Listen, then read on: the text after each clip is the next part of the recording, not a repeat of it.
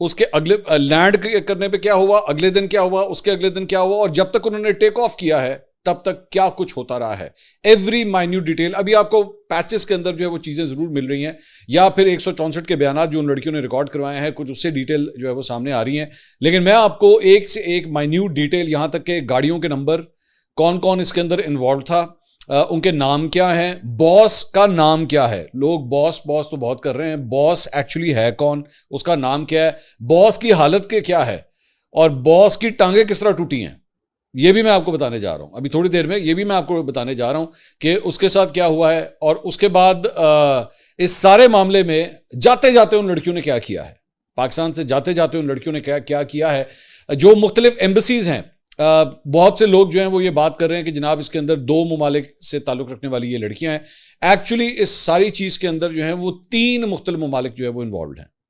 पाकिस्तान के अलावा 3 मुख्तलिफ ममालिक जो हैं वो इन्वॉल्व हैं।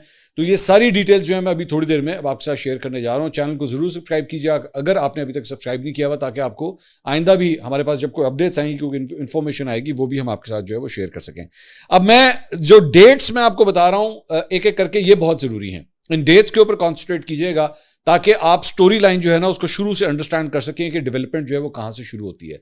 सबसे पहले एक्चुअली जो सबसे इंपॉर्टेंट दिन या सबसे इंपॉर्टेंट रात है जहां पे एक्चुअली ये सब कुछ होता है, या आप कह लीजिए कि क्लाइमेक्स आता है इस पूरी स्टोरी का, वो है 1 जुलाई की रात।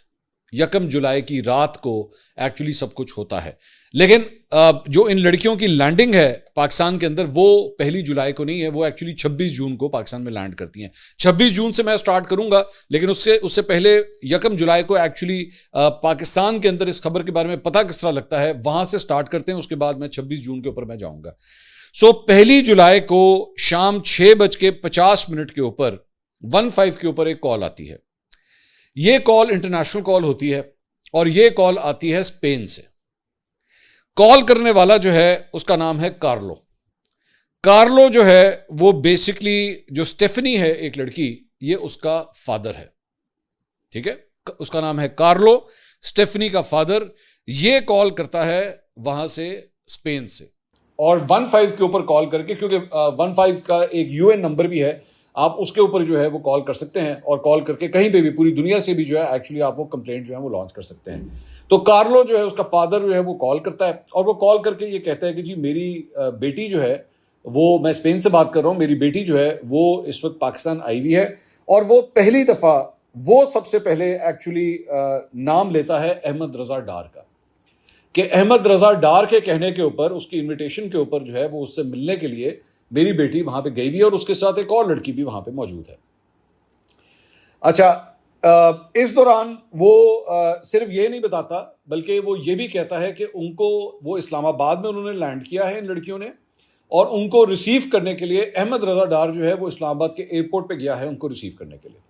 और सिर्फ ये नहीं, बल्कि वो अहमद रजा डार की गाड़ी की तस्वीर भी जो है वो 15 को इन्फॉर्म करता है, और वो प्रोवाइड करता है, क्योंकि उनसे कहते हैं कि जी आपके पास क्या क्या सबूत हैं। तो वो, उन लड़कियों ने एक ये काम किया कि जब उन्होंने लैंड किया, तो लैंड करते साथ ही उन्होंने उस गाड़ी की, अक्सर औकात खवातीन जो है वो सिक्योरिटी पॉइंट ऑफ व्यू से, जारी बात है वो पाकिस्तान में एक बंदे से मिलने के लिए आ रही हैं, उन्होंने अपने बाप को जो है वो उसकी गाड़ी की तस्वीर खींच के भेज दी।